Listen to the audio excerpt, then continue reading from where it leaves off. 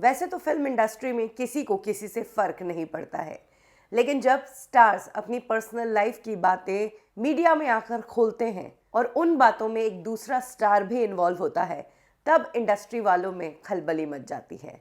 और ऐसा ही एक किस्सा तब हुआ जब सोनम कपूर और दीपिका ने मिलकर की रणबीर कपूर की बिचिंग, और उनके इन स्टेटमेंट से नाराज रणबीर के पिता ने करण जौहर की एक फिल्म तक छोड़ दी थी। ये बात है ईयर 2010 की।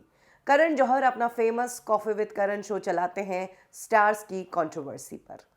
दीपिका और सोनम दोनों का एक टाइम पर रणबीर कपूर के साथ नाम जुड़ा हुआ था, तो दोनों का यही एक कॉमन पॉइंट था और करण जौहर ने इन दोनों के इस कॉमन पॉइंट पर बहुत सारी बातें की। इस शो के दौरान जहां दीपिका पादुकोण ने रणबीर कपूर को क्या गिफ्ट देना चाहेंगी, वो सवाल करण जौहर ने पूछा तो दीपिका ने जवाब दिया कॉन्डम के पैकेट्स। वहीं सोनम कपूर से पूछा गया कि रणबीर कैसे हैं, तो उस पर सोनम ने भी ट्विस्ट करते हुए जवाब दिया कि बतौर एक्टर तो अच्छे हैं, लेकिन मैं ये सोच सोच कर टेंशन में आ जाती हूँ कि वो बॉयफ्रेंड कैसे बनेंगे।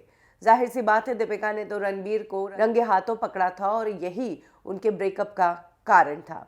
उस दिन करण जौहर, दीपिका और सोनम ने रणबीर के इस मामले को बहुत भुनाया और बातों के चटकारे लिए और गजब की बिचिंग हुई रणबीर को लेकर। ये शो नेशनल टेलीविजन पर टेलीकास्ट हुआ। रणबीर कपूर को इन बातों से फर्क नहीं पड़ता है, वो इन बातों को बहुत चिल तरीके से लेते हैं, लेकिन ये बातें रणबीर के पिता लेट ऋषि कपूर साहब को बिल्कुल अच्छी नहीं लगी और ऋषि कपूर साहब ने तब दीपिका और सोनम पर कटाक्ष कसते हुए ये तक कहा था कि इन दोनों लड़कियों के मामले में मुझे यही लगता है कि अंगूर खट्टे हैं, यानी कि रणबीर दोनों के ही हाथ नहीं आया।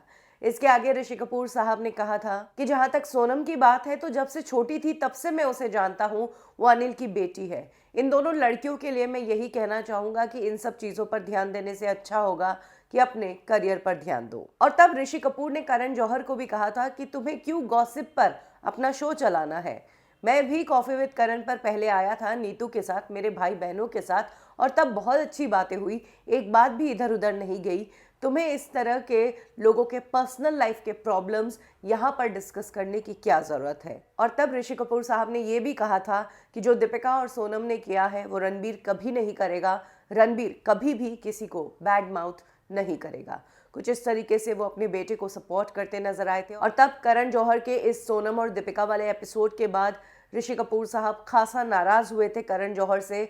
इनफैक्ट वो उस दौरान करण जौहर की फिल्म अग्निपथ में राउफ लाला का भी किरदार कर रहे थे, लेकिन इस एपिसोड के बाद कहा जाता है कि ऋषि कपूर साहब ने अग्निपथ फिल्म ही छोड़ दी थी। उन्होंने वॉकआउट कर दिया था, फिल्म से मना कर दिया था ये किरदार करने के लिए। फाइनली करण को हाथाजोड़ी करके ऋषि कपूर साहब को मनाना पड़ा, जो भी चीज़ें की उसके लिए सॉरी कहकर उनसे गले मिले, फिर ही ऋषि कपूर साहब इस फिल्म के लिए राजी हुए।